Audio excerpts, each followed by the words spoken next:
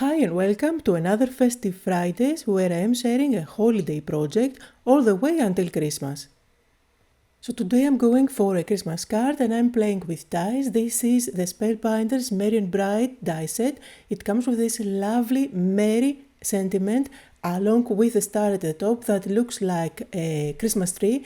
You get the outline as well, which is going to open up a door to so many possibilities, as well as a couple of etched dies that are going to give you secondary sentiments to match with the word merry. So you will get wishes as well as bright, along with a rectangle to cut them out.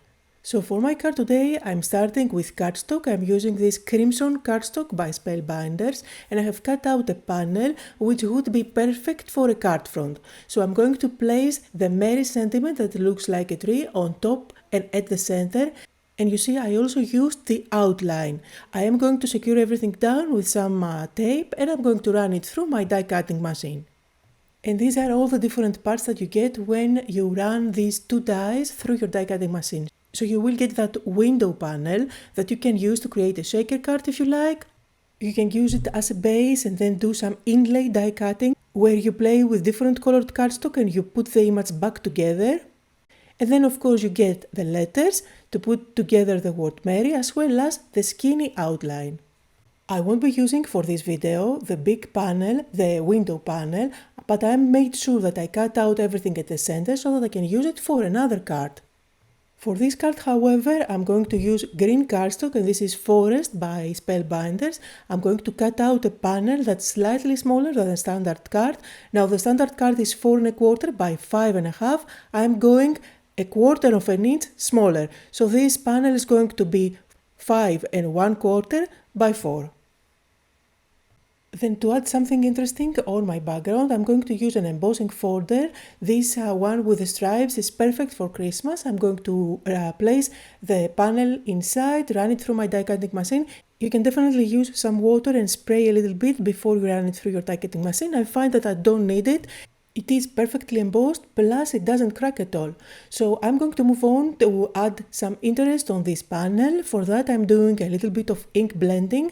I am using my die ink pads and I'm going to add that color on top of the colored cardstock. I like to start with the colored cardstock because it makes my life with ink blending easier, and you can see that it deepens the color and it gives that blended look without too much effort. And in the beginning I started doing the ink blending only on the edges of this panel, but I loved the result so much that I kept on going. So you see I did cover up completely the panel.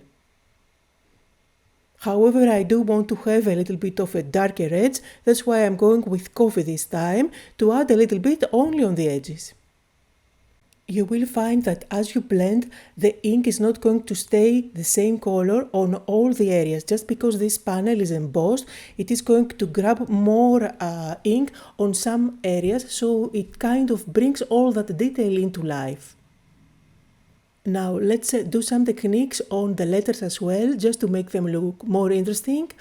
I am temporarily going to stick them down on this scrap piece of paper, and I'm going to use my dye ink, which is darker than the cardstock, the red cardstock, and I'm going to ink up only the bottom of each layer.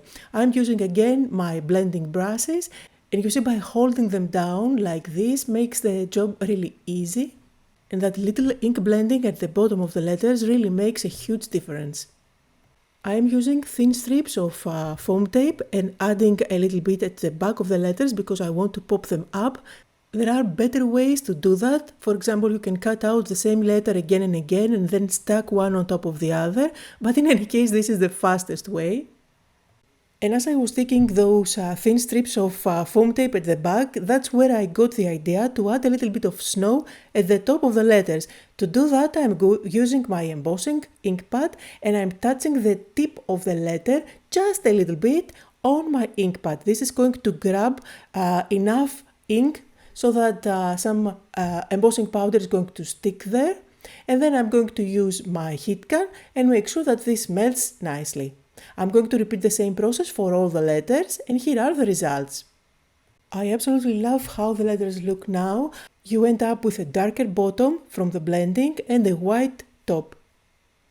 And now it's time to put the card together. Remember, I do have that skinny outline. I'm not going to use it for this card, but I'm going to use it as a template. So I know exactly where every letter should fall. I am going to peel off the backing from the letters and stick it there. And when I am done, I will have everything perfectly positioned. When I removed that skinny outline, I was super happy with the result, and I absolutely love how the snow stands out against the background. I think that white embossed detail on top of the letters really make the card. Now I do have this golden cardstock, and I'm going to cut out a panel that's 4 1/4 by 5 1/2.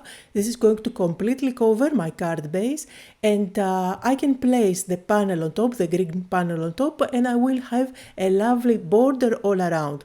Now I am kind of frugal with this specialty cardstock, so I'm going to use a die and cut out the inside. No one will ever know, and you will end up using more of that beautiful cardstock. So I also used that cardstock to cut out my star, and I'm going to place the panel on top.